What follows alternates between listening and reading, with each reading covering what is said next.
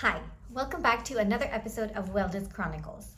With Wellness Chronicles, my purpose is to disseminate and provide as much evidence-based and expert information so that way you are able to recognize, manage, and even reverse those diabetes symptoms in the most easiest, simplest way possible. My name is Pooja Patel. I'm a registered nurse and diabetes educator from Toronto, Canada. So today we're headed to the grocery store. Have you ever gone to the grocery store and stood in front of an aisle thinking, what are all these ingredients, or what does this nutrition label mean? Today I'm going to simplify that for you because it's the most underused tool in your diabetes toolkit. So why do you really need to know how to read a nutrition label? What's the importance of it?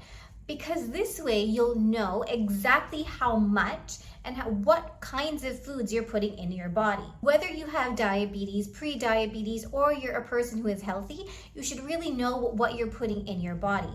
And today's episode will talk about exactly what is on a nutrition label, what those percentages mean, what those numbers mean, and how it relates to you. So today I'm going to use the nutrition label that was on this granola bar that I picked up at the airport as a snack. It says that it's all natural, it's a source of fiber, it's gluten-free, and it's dairy-free. I just want everybody to know that this company is not sponsoring me. I'm just using it as an example. So there are many aspects of the nutrition label, but this episode, I just want to talk about 5 things so as not to make it so overwhelming to understand. So the first aspect of the nutrition label that I want to highlight is that of the serving size. This particular serving size is the entire bar, which is 40 grams. So 40 grams is the actual weight of the bar and not how much carbohydrates or protein or fiber is in the bar.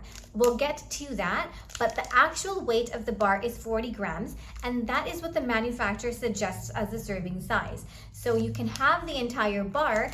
That is what the manufacturer suggests. Now, in other things, like so for example, if you are having a bowl of popcorn, if you're having a packet of popcorn, the serving size is not the entire packet of microwave popcorn. The serving size recommended by the manufacturer is most likely between 100 to 200 grams. So the reason why it's important to know what your serving size is because that is what the manufacturer suggests that you should have as part of the packet. The second thing I want to talk about is the percentage of daily value, which is written on the side here. So you'll see that that's the percentage of daily value. So in a nutshell, if the percentage is less than 5, that means that it's not enough of a nutrient to sustain you, to nourish your body for the day. And if it's more than 15, that means it's too much of a nutrient in that particular food that you don't need that much from that one food. If it's lower than 5%, it's too little.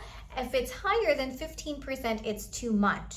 So you want to really differentiate how much of the percentage value that the manufacturer has put on. So for example, if you look at the amount of fat on here, the total fat is 11%. So that's a good amount of fat to consume in one serving, in one sitting. So the calcium, for example, it only is 2%. So that doesn't mean you can't have the entire bar. You should definitely have it. It just means that you have to augment it with something else. So that way you are getting to that 100% of your daily allocated amount. The third thing I want to talk about on this nutrition label is the amount of calories. So this bar has 170 calories. Now this is where I think it's really important for you to go and see your diabetes educator or a nutritionist or a dietitian to figure out exactly how many calories you should be consuming throughout the day. That depends on your age, depends on your weight, it depends on your physical activity, it depends on height. Many factors are considered when we are calculating your total daily amount of calories. Typically though, a healthy adult should consume between 1,200 to 1,800 calories a day, again, depending on their physical activity, depending on their height, depending on their weight, all these factors. But typically, the ballpark figure is between 1,200 to 1,800 calories. So what I want to differentiate is between kilocalories and kilojoules. So sometimes nutrition labels will have both numbers, which is kilocalories and kilojoules. The number that you want to look at is that of the kilocalories, because that is the total amount of calories that you should be consuming. So just for reference, 1 kilocalorie is approximately 4.18 kilojoules. The next thing I want to talk about on a nutrition label that is important to note is your ingredients.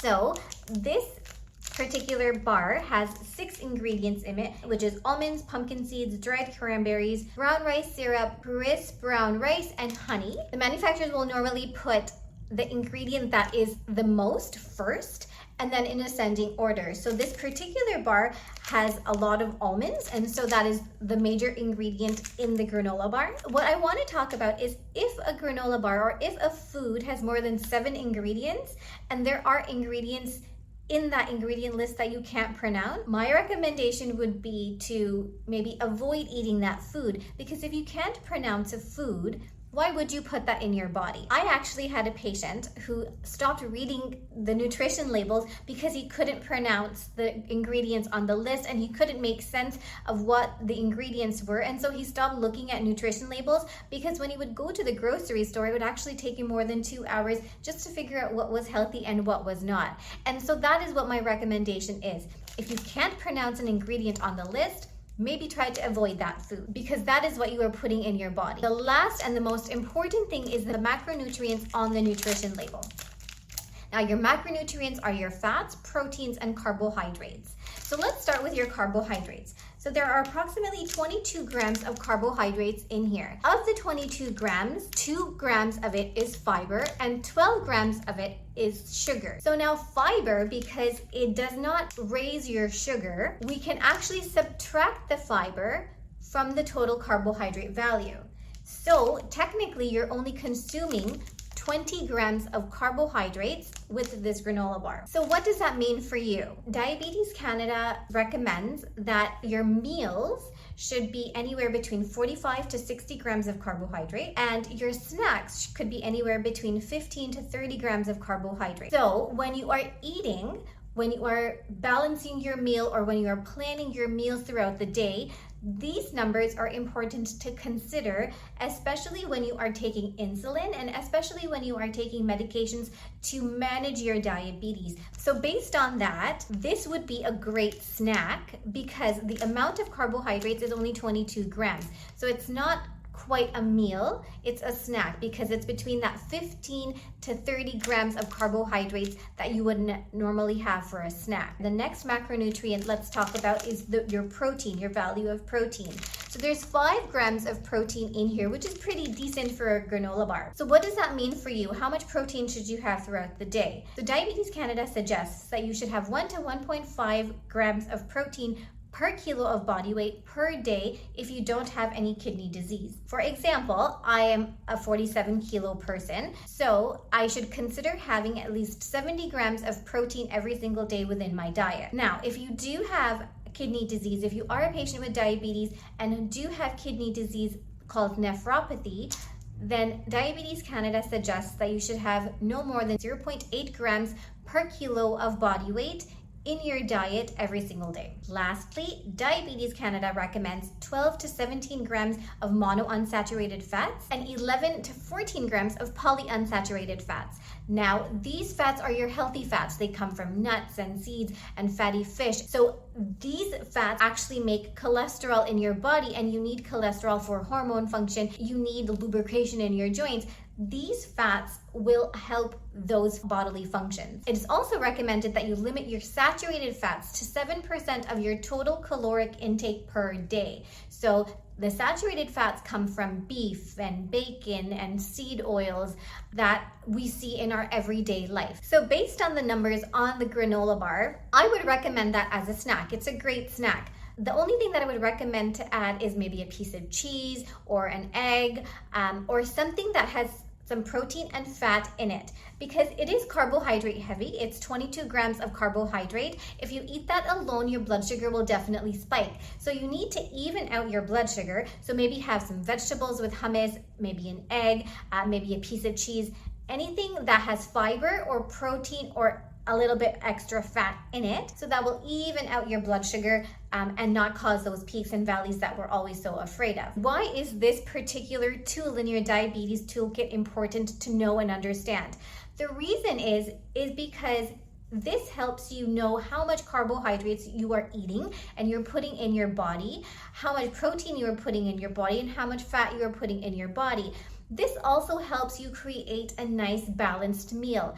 If you are eating a balanced meal, then you are lowering your A1C, you are lowering your blood glucose, and you are lowering that insulin resistance that is causing you to have type 2 diabetes. Having said that though, I don't recommend that you get obsessed with those numbers, that you have to eat only 45 to 60 grams of carbs during your meal, or you have to absolutely get your 1 to 1.5 grams of protein in per day. I don't recommend that you get obsessed with those numbers. What I do recommend is that you use this as an approximate guide to make sure that you are hitting those numbers as much as possible, so that way you are nourishing your body, you're helping balance your meal, and we're decreasing that insulin resistance that is causing you to have diabetes, pre-diabetes. So this brings me to the pro tip of the episode. Go to the grocery store, pick up your favorite food, and read that nutrition label. Figure out, were you eating too much or too little, or just perfect of all of the macronutrients? Does the ingredient list have less than 7 ingredients? Can you pronounce all of those ingredients on that ingredient list? All of these questions will help you understand whether you're making an informed choice and whether you're making a healthy choice as to what you're putting into your body. So thank you so much for listening to this episode all the way to the end.